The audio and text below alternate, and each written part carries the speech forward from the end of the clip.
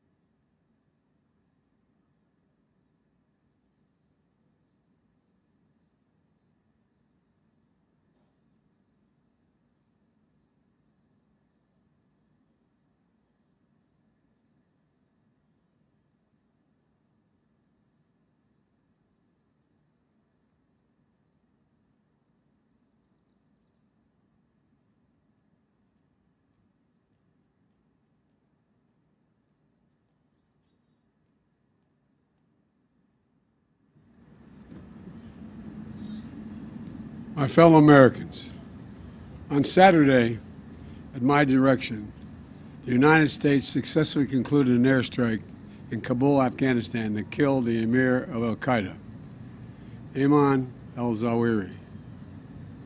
You know, Zawahiri was bin Laden's leader. He was with him the whole time. He was his number 2 man, his deputy at the time the terrorist attacked 9/11. He was deeply involved in the planning of 9/11. One of the most responsible for the attacks that murdered 2,977 people on American soil.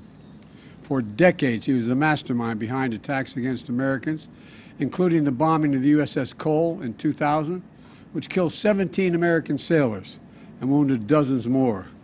He played a key role in the bombing of U.S. embassies in Kenya and Tanzania, killing 224 and wounding over 4,500 others. He carved a trail of murder and violence against American citizens, American service members, American diplomats, and American interests.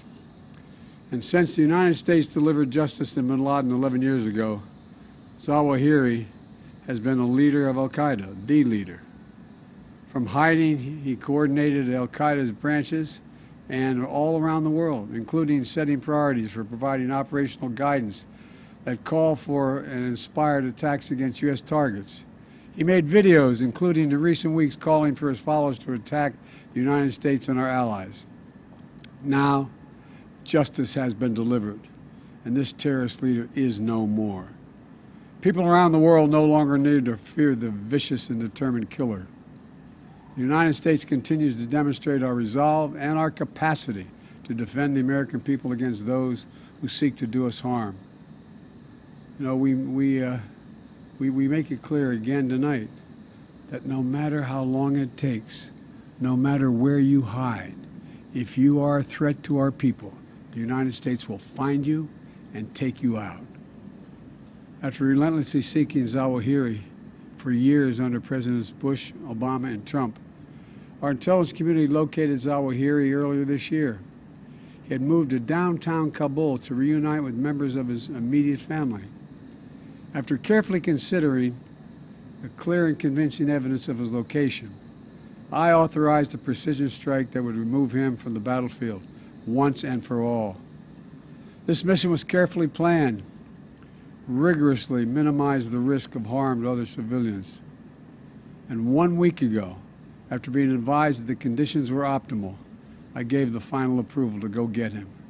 And the mission was a success. None of his family members were hurt, and there were no civilian casualties. I'm sharing this news with the American people now, after confirming the mission's total success through the painstaking work of our counterterrorism community and key allies and partners. My administration has kept congressional leaders informed as well.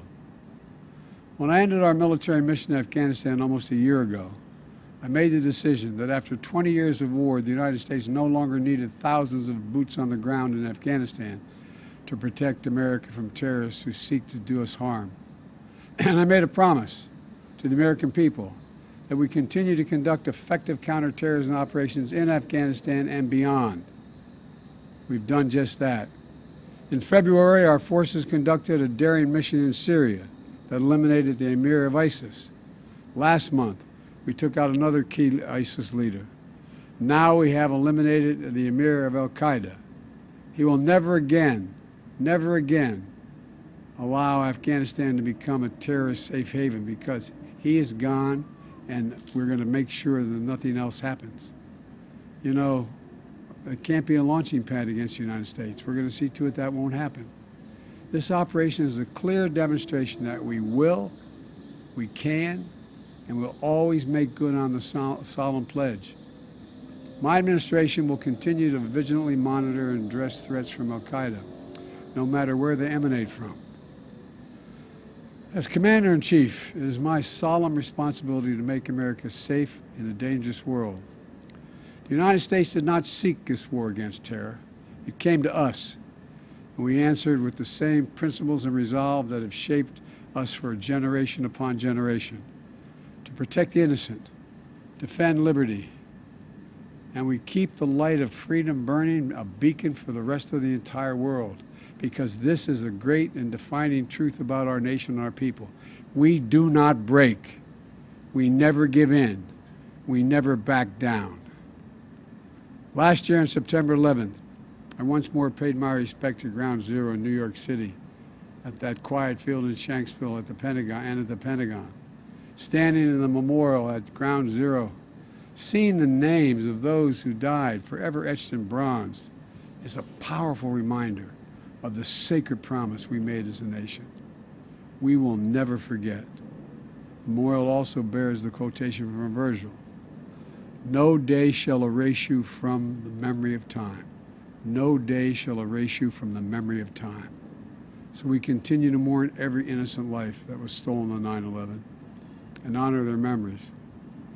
To the families who lost fathers and mothers, husbands, wives, sons and daughters, brothers and sisters, friends and co-workers on that searing September day, it is my hope that this decisive action will bring one more measure of closure. No day shall erase them from the memory of time. Today and every day, I'm so grateful for the superb patriots who serve the United States intelligence community and counterterrorism communities. They never forget. And those dedicated women and men who tirelessly work every single day to keep our country safe, to prevent future tragedies. It is thanks to their extraordinary persistence and skill that this operation was a success. They've made us all safer. And To those around the world who continue to seek to harm the United States, hear me now. We will always remain vigilant, and we will act, and we will always do what is necessary to ensure the safety and security of Americans at home and around the globe. Today, we remember the lost.